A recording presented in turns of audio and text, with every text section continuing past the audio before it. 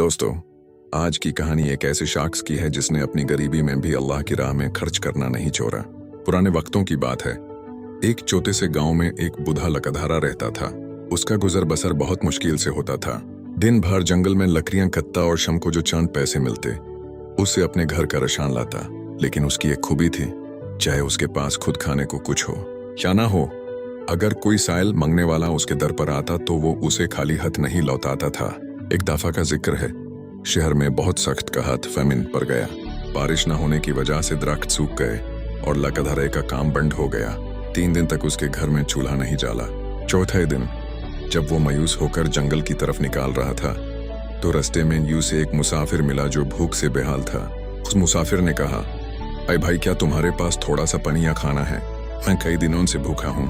लकधरे के पास सिर्फ एक पुरानी रोटी थी जो उसने मुश्किल से बचाई थी। उसने एक पल भी नहीं सोचा और वो रोटी उस मुसाफिर को दे दी। मुसाफिर ने मुस्कुराते हुए रोटी खाई और कहा, अल्लाह तुम्हारी इस सखावत का अजर तुम्हें जरूर देगा। जब लकधरा जंगल पहुंचा और एक पुराने दरख्त पर कुल्हाड़ी चलाई तो दरख्त के अंदर से एक पुराना संदूक निकला। जब उसने उसे खोला तो उसकी आंखें फाती की फाती रह गई। वो संदूक सोने के सिक्कों से भरा हुआ था। लकधरा रोने लगा और सजदे में गिर गया। उसने समझा कि यह उसकी सब्र का फल है, लेकिन उसने सारा सोना अपने पास नहीं रखा, बल्कि उसने सोचा कि मेरे गांव में और भी बहुत से लोग भूखाए हैं। उसने गांव वापस आकर सबसे पहले गरीबों में खाना बनता और सबकी मदद की।